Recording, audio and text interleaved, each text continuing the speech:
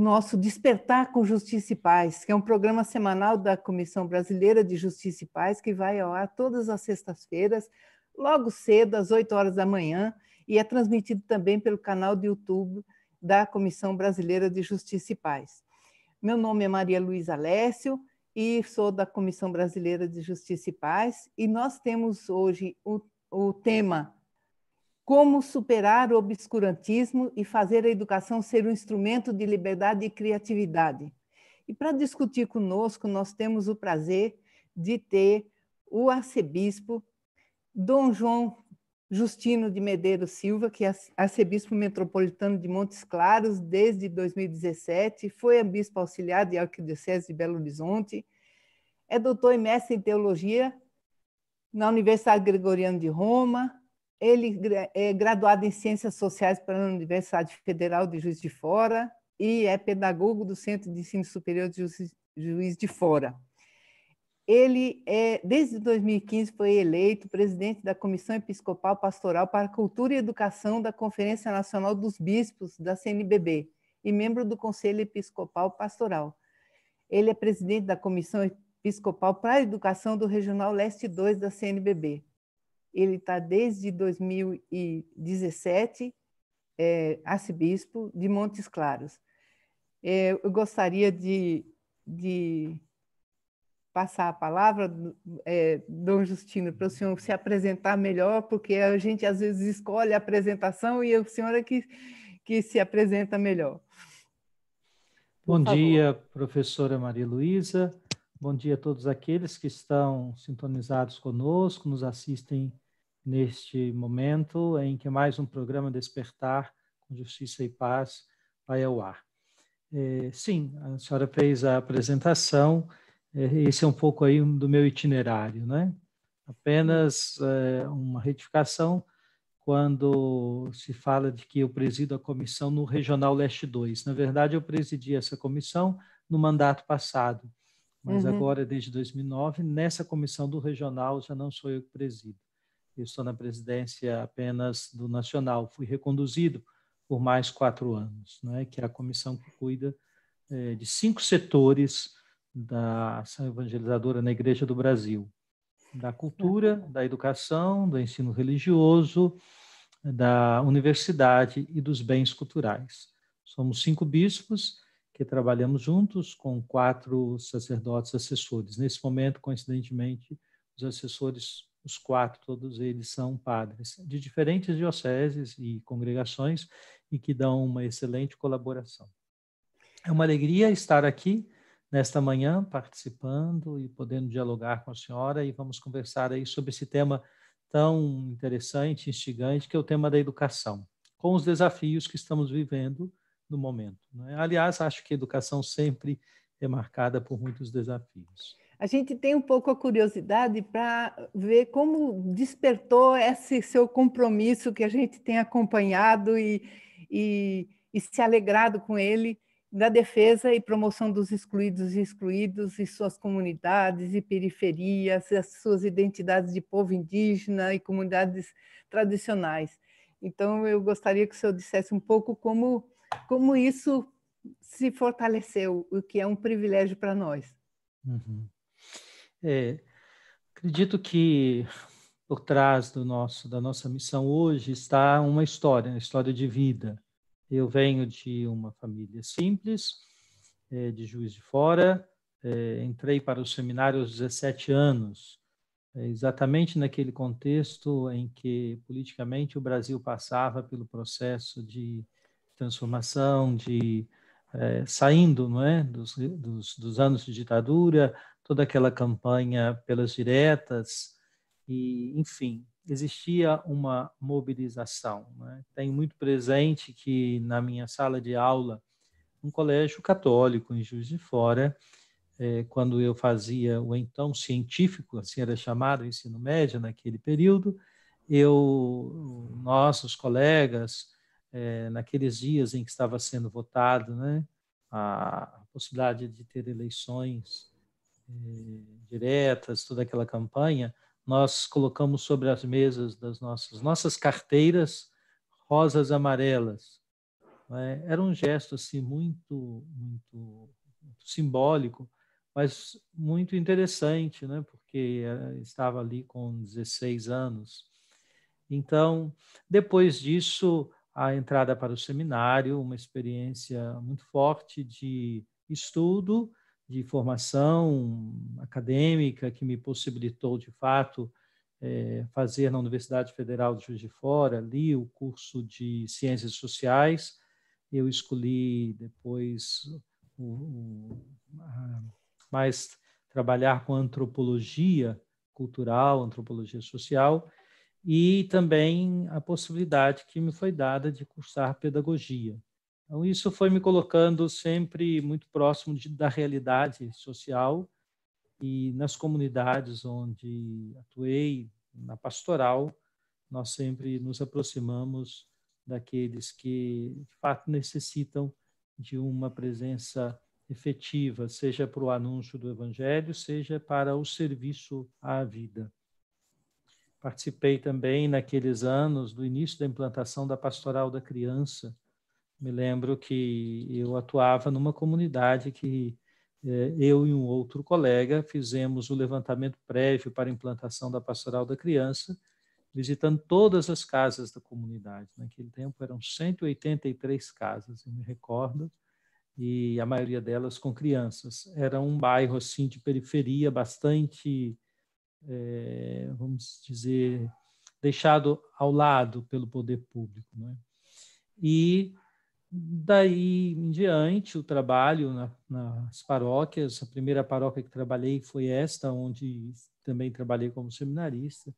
Tínhamos muitos problemas de ocupação, de o acesso à saúde sempre muito precário, né? Era uma paróquia muito extensa. Nesta paróquia, tive a graça de trabalhar, era uma equipe de sacerdotes, éramos 5, eu era o mais jovem e o bispo me colocou como residente, e na paróquia os outros eram os padres que atuavam no seminário arquidiocesano Santo Antônio de Juiz de Fora, entre os quais, tenho muito orgulho de dizer, estava o então padre Valmor, que hoje é o presidente da CNBB. Ele era o reitor do seminário e também coordenava essa equipe de trabalho. Fizemos um trabalho muito bonito, muito forte, marcou a vida de nós, os padres, e marcou muito a vida também daquela comunidade paroquial. Desse grupo de 5 padres, 3 somos bispos, né? O Dom Valmor foi eleito o primeiro, logo em seguida, Dom Eduardo Benes, que já é emérito e reside novamente em Juiz de Fora, foi arcebispo de Sorocaba, antes passou por Lorena e por Porto Alegre, e eu, que sou bispo há quase 9 anos. Então, foi uma experiência muito forte. Quando fui nomeado bispo, vim para Belo Horizonte, uma realidade metropolitana, e em que a minha atuação, vamos dizer assim, estava desafiada em auxiliar o arcebispo, no trabalho conjunto com os outros bispos, e há um número enorme de leigos que atua na Igreja de Belo Horizonte, com expressões muito bonitas, o clero.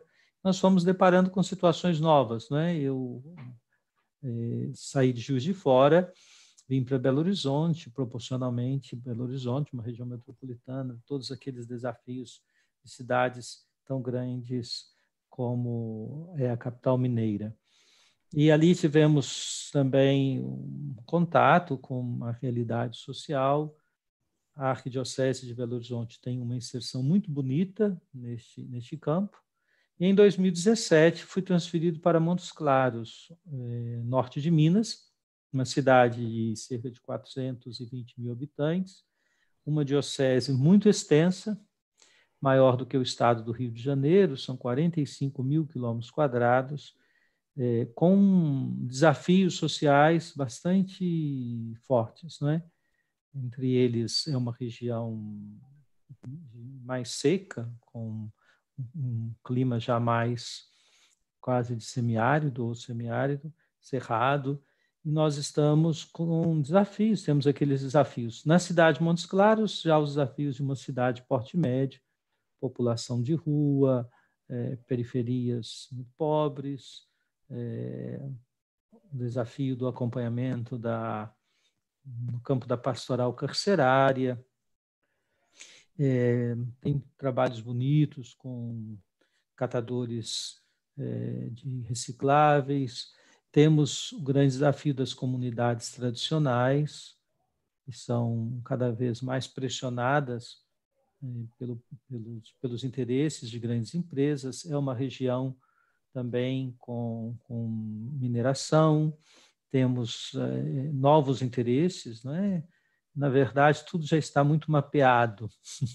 Onde é que tem, nós estamos aqui em Minas, né? Onde é que tem algum mineral com potencial de extração. Então, ainda nesses dias estive numa comunidade, aliás, na sede da paróquia, e o padre me disse, tal comunidade, eles extraem o granito. No granito há algum pedaço, eu não saberia explicar tecnicamente, que é muito precioso, e toda essa produção, o senhor acredita que saindo aqui desse lugar tão pequenininho, vai para os Emirados Árabes, direto. Tudo é tratado lá, não é? A pedra sai bruta daqui.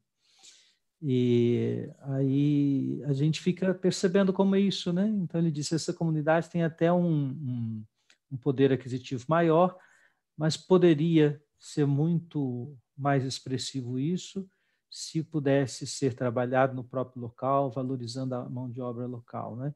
E já visitei comunidades em que isso aconteceu, então houve aquele boom que as pessoas trabalharam, venderam as pedras, etc., mas hoje estão quase todos na miséria porque a mineração esgotou, foram embora e não tem outro recurso local. Então, esse tema da mineração ele é muito delicado, né? E são realidades sociais junto às quais nós estamos e com a nossa missão evangelizadora, tentando animar o povo de Deus. Nós estamos dando um passo na arquidiocese de grande importância agora no fim do ano, que é de fato a instituição de 2 vicariatos, um para a ação pastoral e outro para a ação social, para dar uma melhor estrutura logística à própria ação, né, do clero e do laicato. E assim é a nossa missão. Muito obrigado, Dom Justino. A gente tem hoje o privilégio, né, de ter essa carta ao povo de Deus, que tem sido um pouco fonte de muita inspiração para nós que somos engajados em pastorais, em trabalhos sociais. E, baseado nisso, nós temos alguns vídeos que foram feitos, né? Nós temos agora o 6º vídeo, que nós vamos ter o privilégio de assistir aqui juntos, e para iluminar um pouco o debate sobre esse nosso tema, que é como superar o obscurantismo e fazer a educação ser um instrumento de liberdade e criatividade. Então, eu gostaria que fosse colocado, então, o vídeo para a gente acompanhar juntos aqui, Wanderson.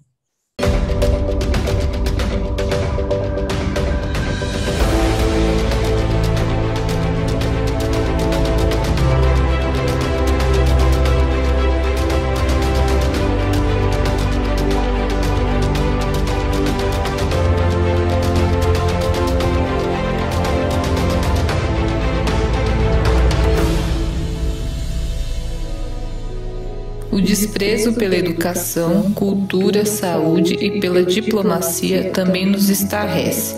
É visível na escolha da educação como inimiga, nos sucessivos e grosseiros erros na escolha dos ministros da Educação e do Meio Ambiente e do secretário da Cultura, no desconhecimento e depreciação de processos pedagógicos e de importantes pensadores do Brasil.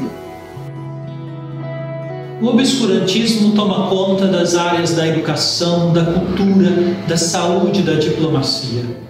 Assistimos a numerosas demonstrações de raiva contra a educação pública e mesmo de negação do conhecimento científico.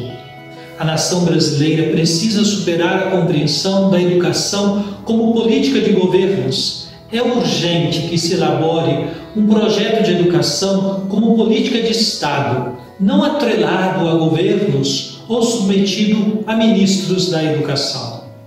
Isso está em sintonia com o chamado Pacto Educativo Global, que o Papa Francisco anuncia para o mundo todo, convocando as nações para que possam aderir. In un momento di estrema frammentazione, di estrema contrapposizione, c'è bisogno di unire gli sforzi, di far nascere un'alleanza educativa per formare persone mature, capaci di vivere nella società e per la società. A relação profunda de aliança entre família, escola e sociedade, na perspectiva do humanismo solidário que coloca a pessoa no centro e não outros interesses. O Brasil já possui mecanismos institucionais que precisam ser aperfeiçoados para a construção desse projeto de educação como política de Estado. Um projeto dessa envergadura deve incluir a participação de toda a sociedade, famílias, educadores, sociedade, ampliando o diálogo para que, de modo saudável, encontremos caminhos para o futuro da educação.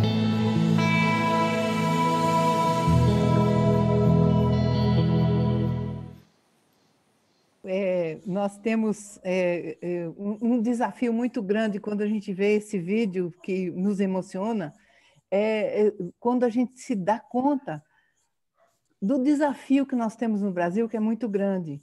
Nós temos uma matrícula da educação básica em torno de 50 milhões de crianças na escola pública.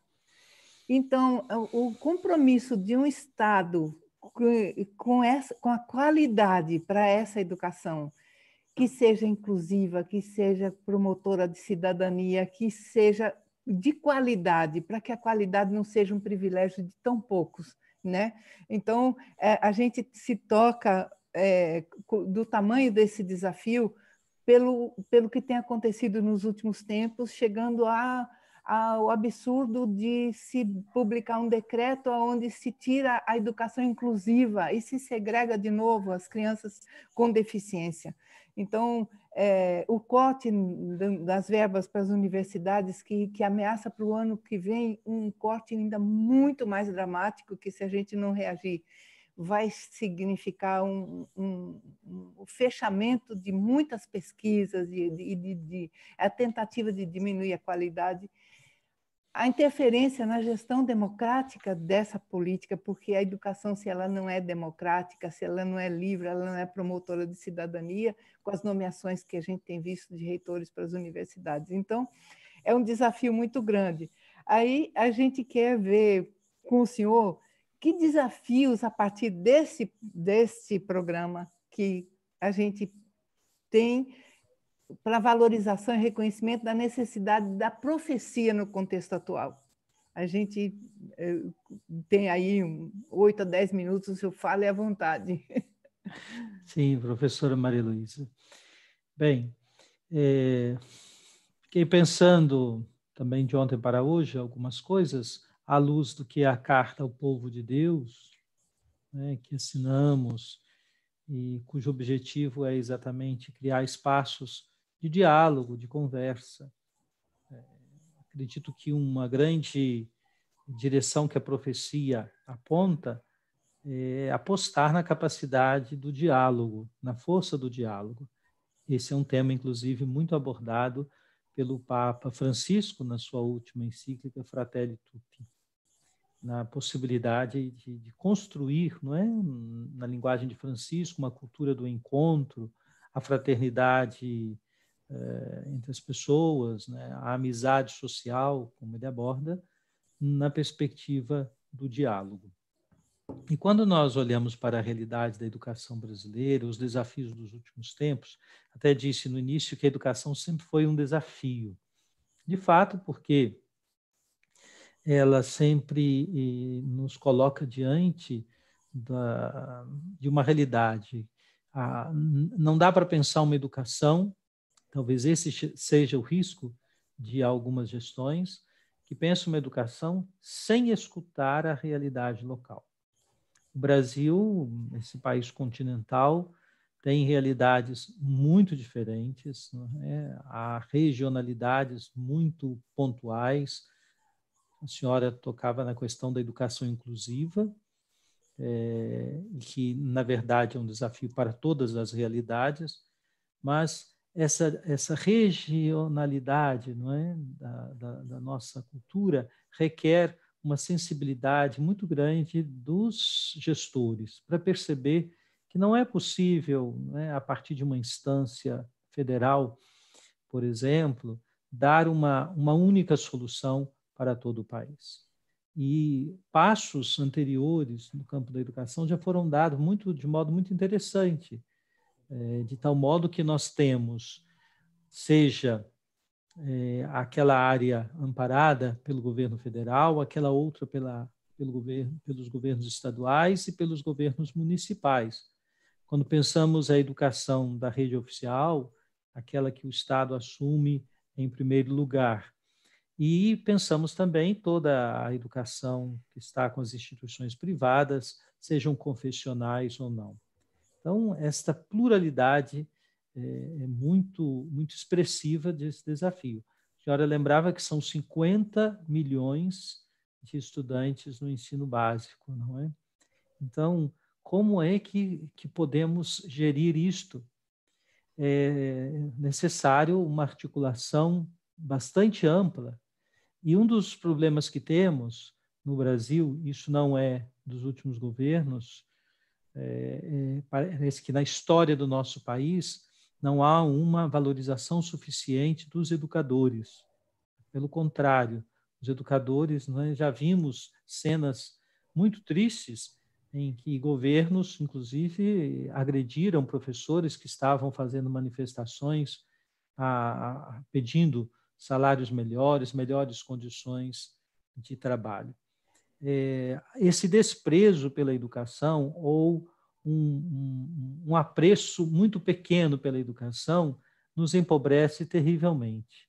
Ainda ontem acompanhamos, né, o Congresso Nacional aprova uma lei em que retira do Ministério da Educação 1,5 bilhão para colocar em outros ministérios.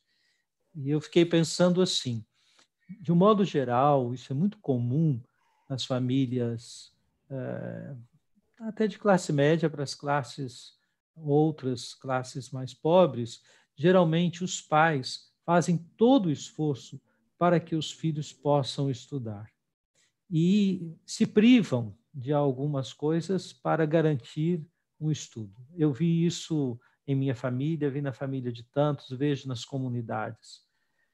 E quando olhamos para o Estado tem um movimento contrário, né? Então, ele retira da educação para dar a outros setores, não acreditando que, apostando na educação, há uma chance de termos melhores condições sociais, haverá um retorno, né?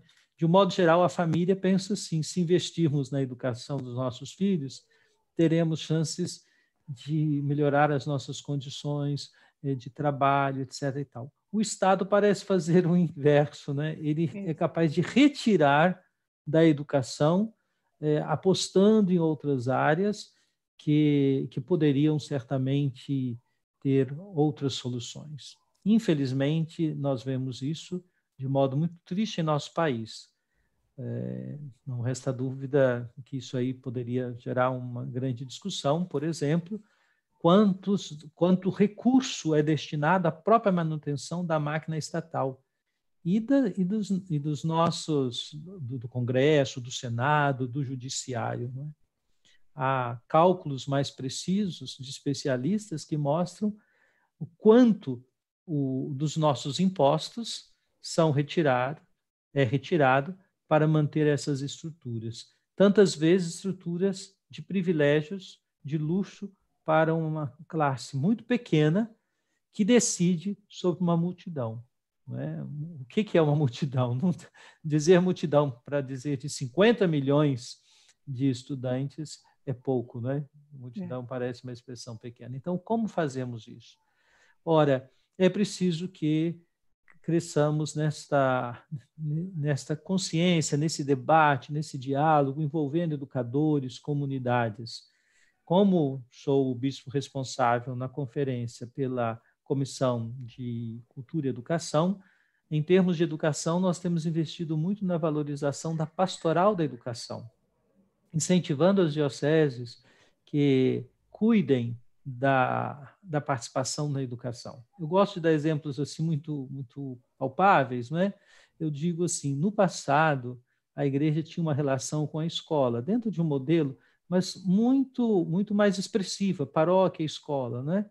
Hoje, muitas comunidades e paróquias já nem sabem quais são as escolas que estão no seu território, já não se preocupam em conhecer quem são os diretores, qual a realidade dessa escola, o que a gente pode fazer para essa escola. Certamente é muito importante, eu digo isso aos padres, seja de Montes Claros, dizia também em Belo Horizonte, quem está como padre numa paróquia deve se lembrar que ali, se existem escolas, eu devo ir lá me apresentar. Não para dizer eu vim aqui trazer isso, mas eu vim aqui para me apresentar e colocar à disposição. O que vocês esperam da paróquia, esperam dos membros das nossas comunidades, que apoio vocês querem, né?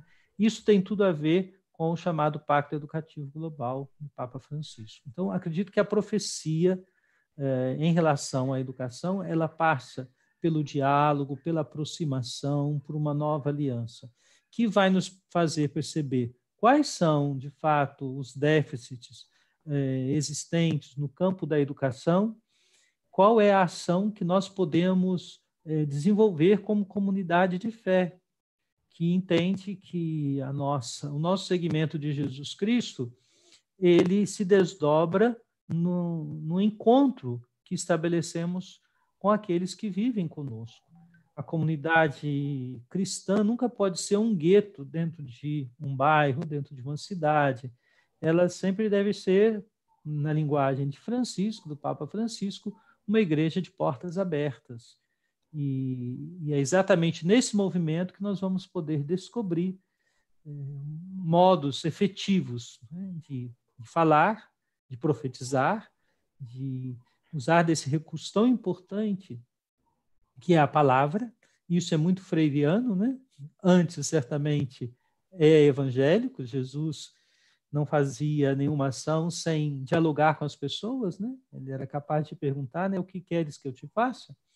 Então, exatamente para puxar a fala daquele que ali está. Então, nós também precisamos ter esse movimento na educação, na pastoral, na sociedade. Hoje, o recurso das rodas de conversa é muito interessante, não é?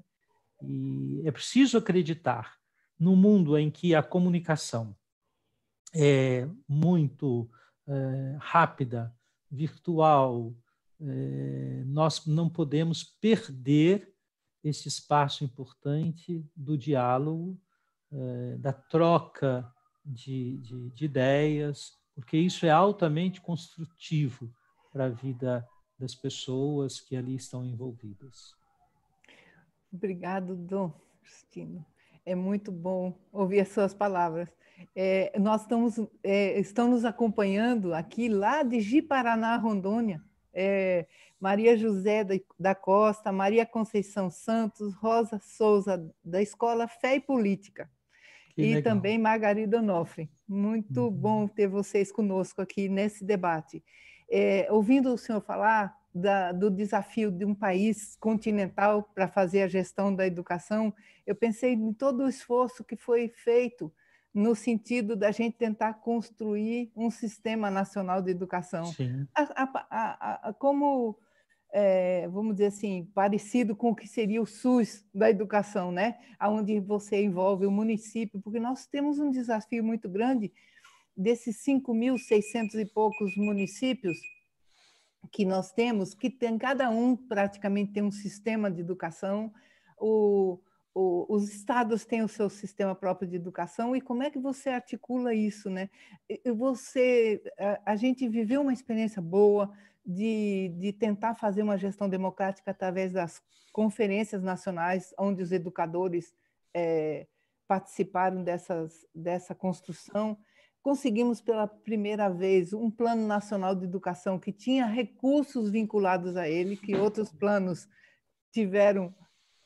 foram aprovados, mas não tinham, foram vetados justamente na parte orçamentária. Então, é como ter um projeto de uma casa e não ter o orçamento para fazer. Dessa vez, a gente tinha o orçamento para fazer. Então, nós temos as metas definidas, não por um governo, mas foi um debate, inclusive, que envolveu o Congresso muito grande, com mais de 2.900 emendas, o senhor se lembra disso, né? Sim. Um debate com audiências públicas muito, muito desafiador. Então, a gente tem muita coisa para lutar por elas, que a gente já caminhou como educadores. Então, não estamos precisando inventar a roda, temos só que brigar por esses direitos, né? Então, a gente gostaria de que o senhor desse uma contribuição agora também, que é muito boa. Que luz nos vem do Evangelho, do Magistério da Igreja, marcadamente do Papa Francisco, para esse tema? A gente tem aí um material maravilhoso, né? E gostaria de ouvi-lo. Pois é, eu fiz há pouco uma referência, né, à prática de Jesus, que é sempre uma prática inclusiva. O Papa Francisco fala que o primeiro dos pontos do Pacto Global pela Educação é a centralidade da pessoa. Eu perguntaria assim, de onde o Papa tira isso? Ele tira da prática de Jesus. Para Jesus, né, a centralidade da pessoa. Ele é o próprio Filho de Deus, ele é Deus humanado, vamos dizer assim, o Verbo de Deus encarnado, e ele, diante de cada pessoa, ele se comporta exatamente valorizando a pessoa em si, a sua história, a sua condição, e sempre chamando-a para fora. É belíssima a expressão, não é? Num dos evangelhos, o Evangelho de João, quando ele diz Lázaro, vem para fora. Essa expressão, Jesus pode dizer a todos nós, o convite a sair para fora da gente mesmo, existir. Existere é uma palavra que poderia ser traduzida assim, não é? Como ser para fora. Então, a educação é isso, né? Um processo de ajudar com que aquela pessoa que vem com potencialidades dadas no próprio dom da criação, que ela coloque essas potencialidades para fora e possa oferecer o melhor de si, realizar-se, contribuir para os outros, para o mundo, para a fraternidade, para a felicidade. O Papa Francisco é um grande educador. Sabemos, ele é um jesuíta. Os jesuítas têm por tradição preparar os seus membros para atuar no campo da educação. Ele foi professor, já vimos um pouco isso. Ele foi professor de literatura, que é uma coisa muito interessante, né? Porque a literatura é uma riqueza cultural enorme dos povos. E quando ele, como educador, percebe que, de fato, nós vivemos na contemporaneidade o que ele chamou tantas vezes de quebra do pacto educativo, que é esse distanciamento entre família, escola e sociedade, né? A família, às vezes, olhando para a escola como responsável dessa educação formal, mas se isentando da responsabilidade de acompanhar, de ser presença, de criticar, de contribuir, não é? De envolver-se. Lembremos que na Evangelii Gaudium o Papa fala da importância, do ponto de vista pastoral, de envolver-se. Esse envolvimento significa comprometer-se, não é? Com o outro, e no caso, como as famílias se comprometem com a educação de seus filhos. Depois, a relação da própria escola com a família. Não pode ser apenas de prestação de contas, não é? Mas deve ser um envolvimento que chama também a família para a escola e que estabelece vínculos de parceria. Depois, a relação com a sociedade, e aí que pensamos na sociedade civil, nas muitas expressões da sua organização, incluída a igreja nessa relação, né? A igreja estaria em relação à família, à escola, dentro do pacto educativo, no campo da sociedade. O exemplo que eu dava há pouco, né, das comunidades nossas, das paróquias, está nesse campo.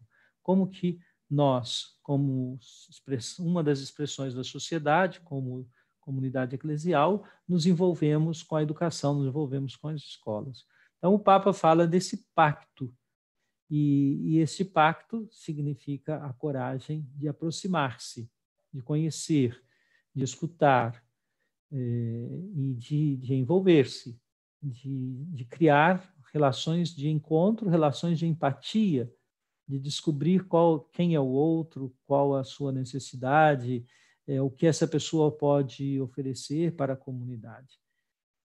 Eu acredito que, neste momento, nós temos, na figura do Papa Francisco, um Papa educador, eu diria. São inúmeras as suas intervenções, discursos, mensagens em torno do tema da educação. E é muito interessante porque ele faz isso a partir de um lugar de fé, sem dúvida, a consciência do seu ministério, mas também a partir do lugar de uma contribuição para a sociedade, entendendo que a educação no âmbito da cultura, da sociedade, tem uma força enorme, não é, de envolvimento das pessoas. Ele diz na Laudato Si: a educação será ineficaz e os seus esforços estéreis se não se preocupar também por difundir um novo modelo relativo ao ser humano, à vida, à sociedade e à relação com a natureza. Uma frase bastante sintética para dizer como que esse é um desafio, né? Um novo modelo relativo ao ser humano. Nesse sentido, nós temos uma história bem lembrada pela senhora, a professora Maria Luísa, de conquistas no campo da educação em nosso país. Infelizmente, temos, às vezes, esse vai e vem de autoridades do Ministério da Educação, sobretudo, que entram também aquilo que no próprio vídeo falamos, né, com políticas mais de governo do que de Estado. Então, o Plano Nacional de Educação, que a senhora lembrava, é um passo na direção de uma política de Estado, né?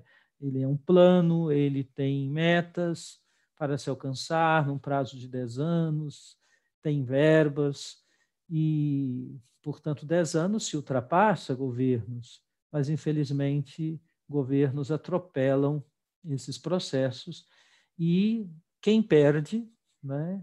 Lá na base, quem perde é aquela criança, é aquele adolescente, é aquele jovem, é aquela família. Quando pensamos o Papa falando de a educação capaz de difundir um novo modelo relativo ao ser humano, eu me recordo que na minha formatura de pedagogia eu fui escolhido como o paraninfo, né? Então, e aí falei exatamente sobre o modelo antropológico subjacente aos projetos pedagógicos. Quer dizer, toda educação tem uma visão de ser humano. Quando nós falamos de educação a partir da experiência cristã, nós olhamos para o modelo de ser humano à luz do Evangelho, à luz do que a tradição da Igreja nos apresenta, e à luz, sobretudo, da antropologia do Vaticano II, da Gaudium et Spes e de outros textos, né? Toda uma reflexão que nos últimos decênios, não é? Depois do concílio, foi muito enriquecida com a contribuição de muitos colaboradores, estudiosos, que inclusive deram para a educação subsídios nesse campo, não é? Que tipo de ser humano somos chamados a formar. Quando o Papa trata da questão do Pacto Educativo Global, no último dia 15 de outubro, ele apresentou alguns itens, né? O primeiro, eu disse esse, é a centralidade da educação.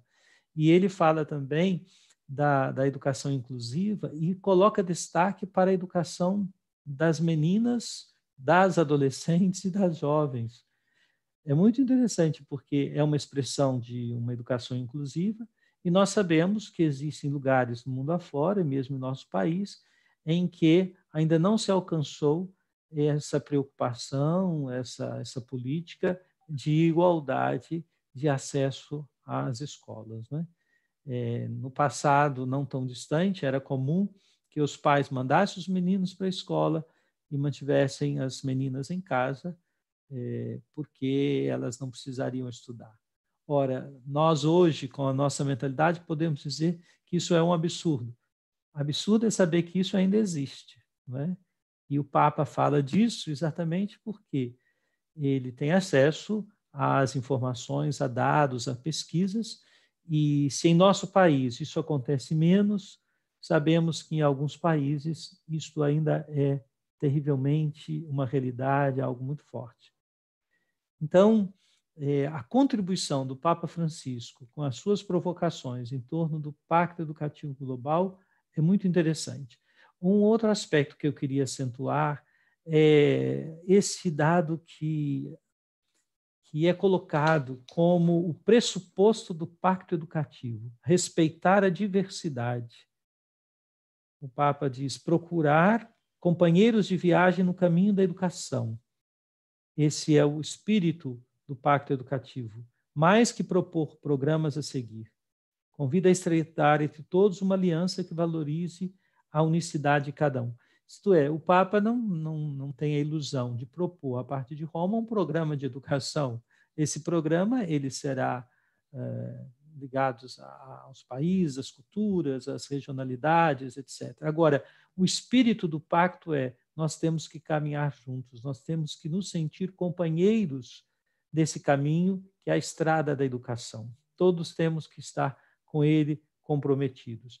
E então o Papa considera uma coisa muito importante, que é respeitar a diversidade. E essa diversidade aqui é exatamente essa diversidade cultural, a diversidade pensando as próprias condições sociais, né? O Brasil tem, em termos de políticas públicas, um caminho interessante de proposição de políticas públicas para, respeitando a diversidade, criar mais inclusão.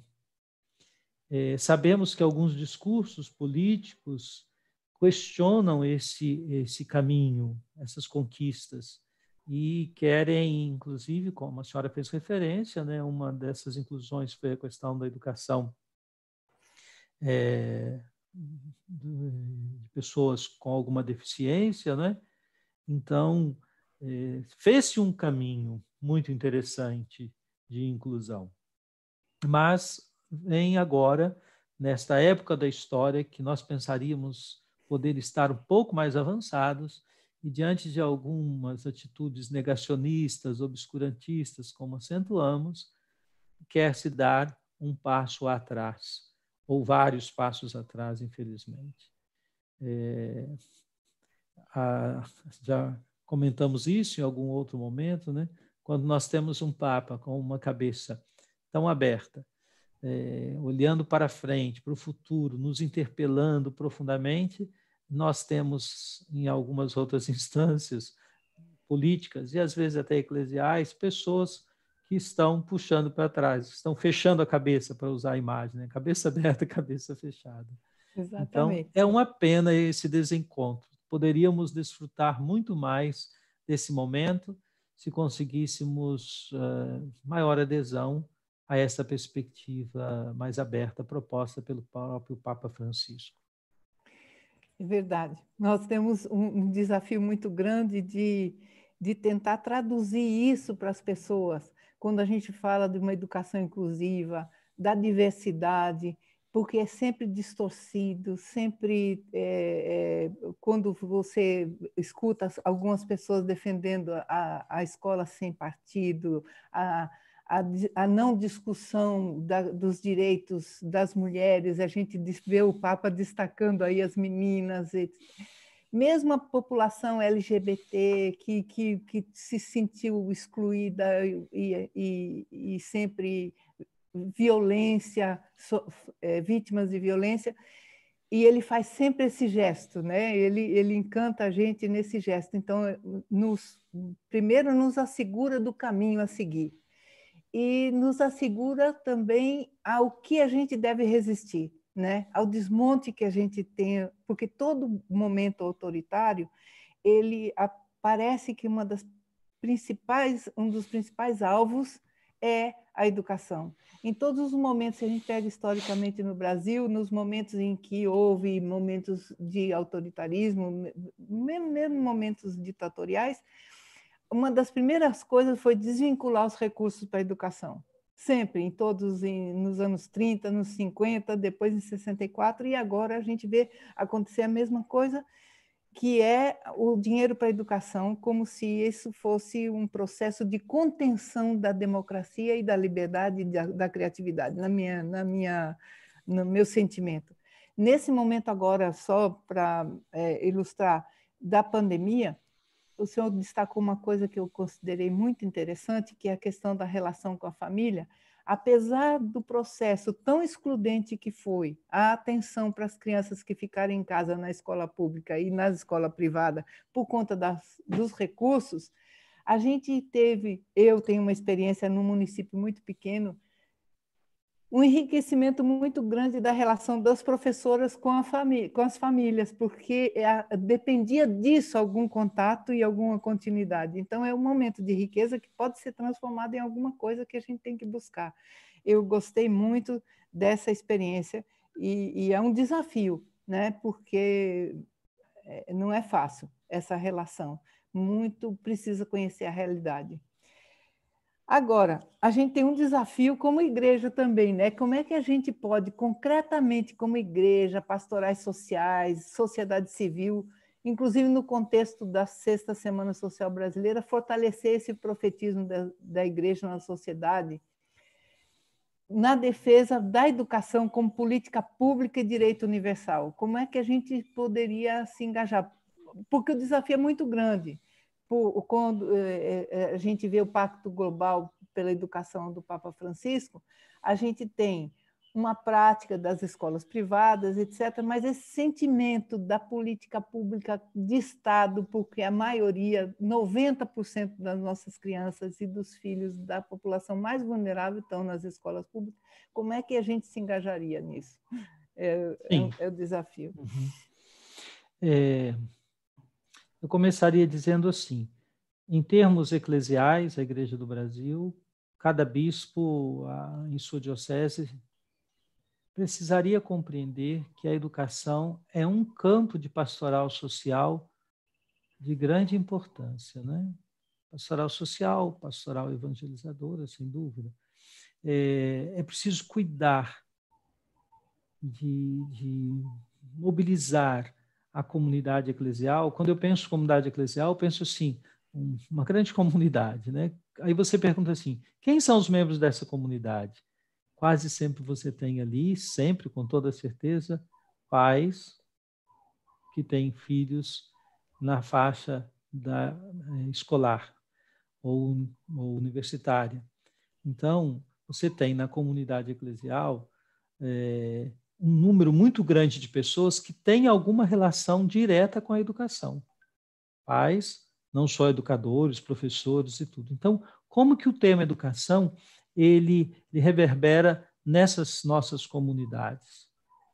Então, um princípio tão importante que a Igreja do Brasil descobriu para a ação pastoral, para a ação evangelizadora, não é exatamente o princípio de considerar a realidade, e nessa realidade que nós temos muitas pessoas que estão envolvidas de algum modo com a educação. Então é preciso criar ali relações para que essas pessoas possam pensar, considerar o itinerário da educação e ali exercer a sua profecia, o seu serviço, ali expressar a sua comunhão, ali acompanhar a vida da escola.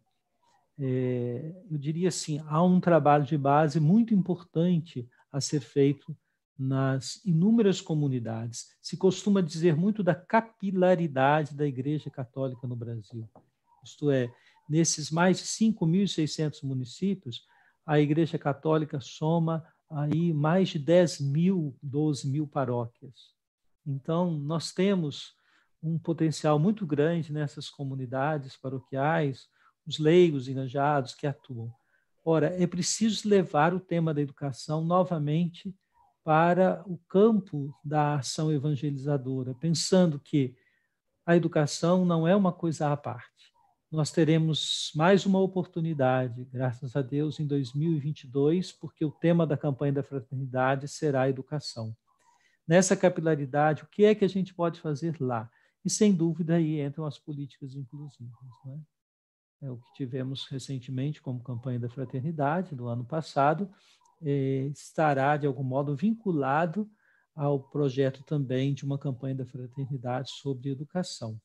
Certamente, isso é fundamental, assim eu compreendo, né, meu ponto de vista, porque tratando a educação lá na base. Agora, a partir desse contato, nós temos também outras instituições civis, das igrejas, outras entidades que trabalham com educação e que ajudam a pensar os grandes temas, inclusive a discutir essas políticas, a acompanhar, não é, como um verdadeiro observatório da educação, qual é o movimento que está em curso, o que é que a gente precisa atuar, ponderar, inclusive manifestar, lutar. Isso é de todo dia, não é?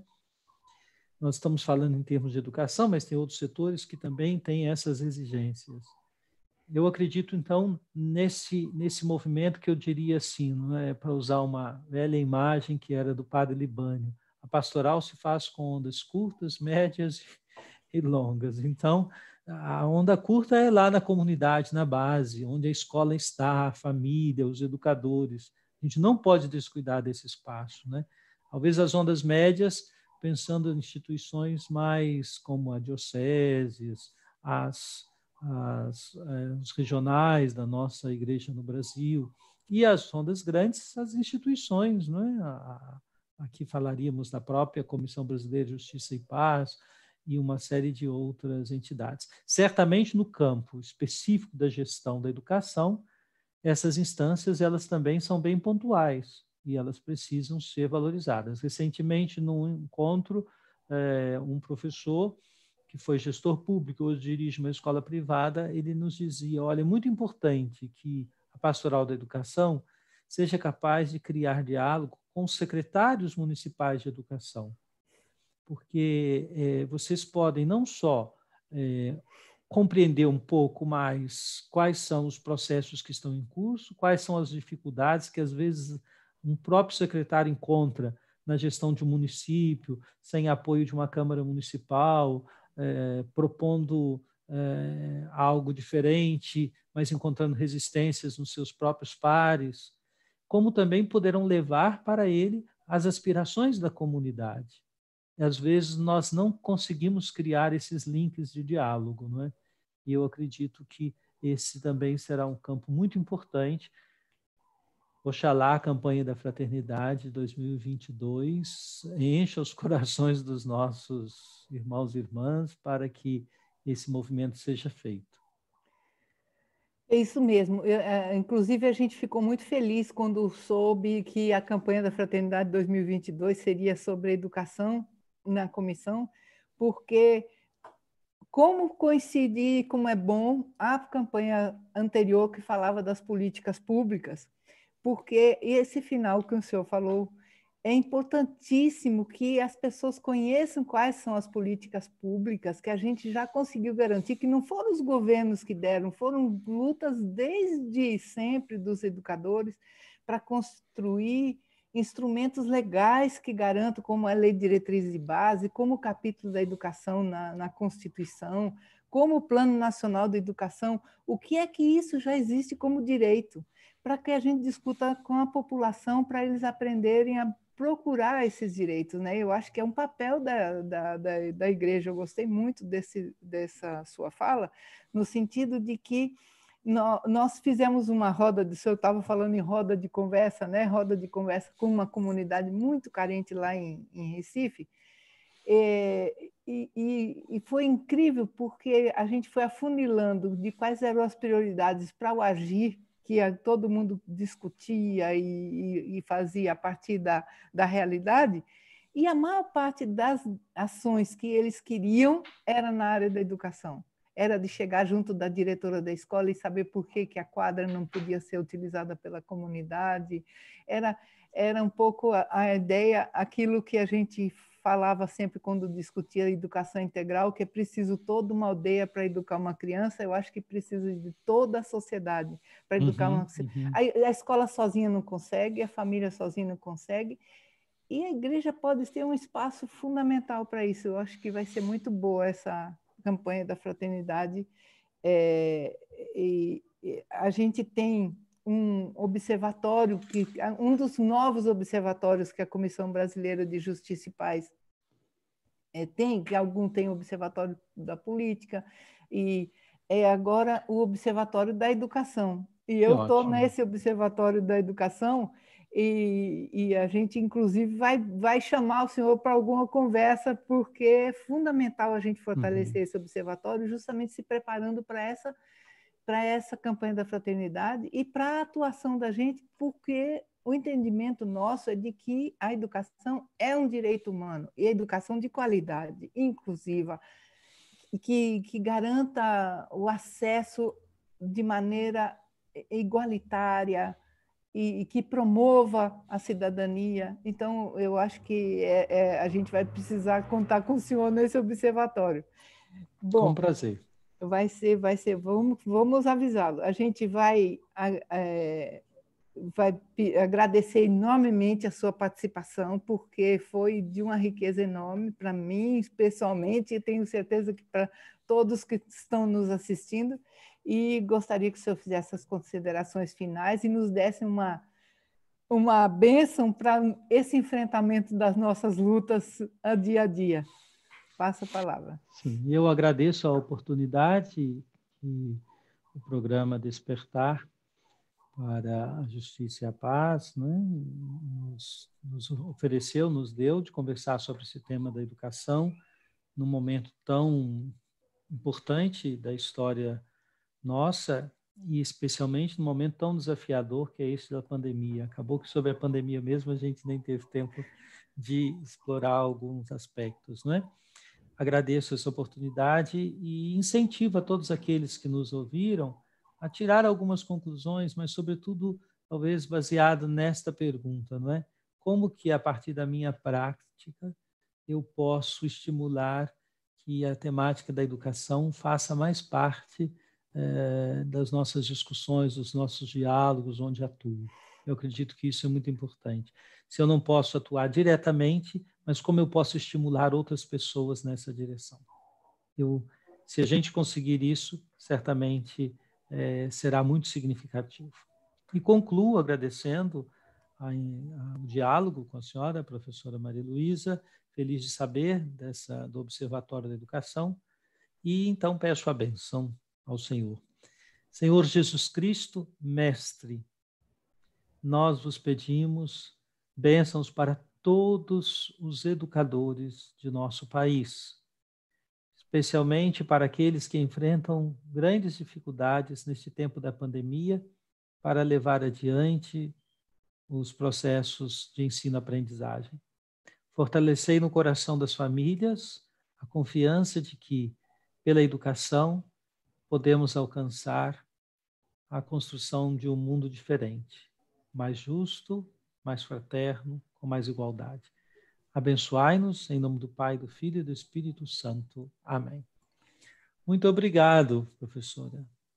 Muito obrigado, foi um prazer enorme estar com o senhor. E eu convido sempre todos a acompanharem o programa da comissão, o programa Despertar, Justiça e Paz, que é sempre nas sextas-feiras, às 8 horas da manhã, horário de Brasília. Muito obrigado a todos. Fique com Deus. Amém.